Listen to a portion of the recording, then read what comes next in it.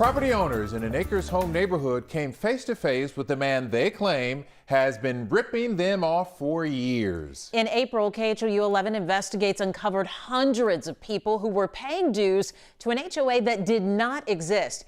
Now one woman is suing to get her money back. Investigative reporter Cheryl Mercedes was in court when the judge took up the case.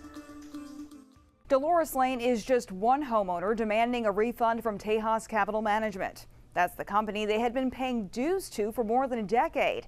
They say the owner, Ronald Cochran, took their money and ran. Mr. Cochran? Yes. Cheryl Mercedes with KHOU. There are residents who say they are owed thousands of dollars because you were running a homeowners association which did not exist and collected their money.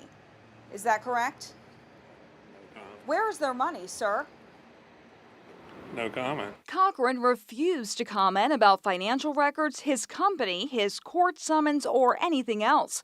The woman suing him, Dolores Lane, filled us in. Somebody needs to bring it to the attention of everybody in the subdivision that they're paying money to a ghost because nobody didn't know him. Lane says this is the first time she's seen Cochran since she purchased her property in Inwood Forest Village in 1996.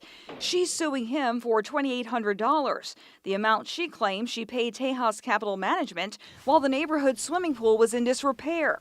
Trash piled up along the streets and overgrown grass buried the appearance of her subdivision. If I pay my bills, I want service. And if someone is getting my money illegally, I want them taken care of. And then I look. Several homeowners told us they noticed a change in their neighborhood approximately 10 years ago. Yes, I remember Yard of the Month. According to Secretary of State records obtained by KHOU 11 Investigates, it was around the same time the Inwood Forest Village HOA was involuntarily dissolved. The homeowners spent the better part of this year fighting to take back their neighborhood. With the help of an attorney, they created a new board of directors and hired a new management team. Lane took this extra step, hoping to get her money back from Cochran. Why is this so worth fighting for? Because it's the right thing to do. But justice didn't come fast for Lane. The judge dismissed the case on a technicality.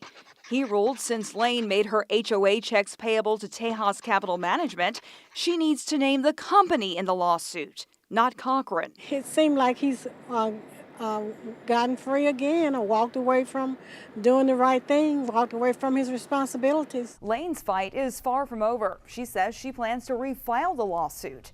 Cochran told the judge in open court that he had a stroke earlier this year and that he was recently diagnosed with terminal cancer. Cheryl Mercedes, KHOU 11 Investigates.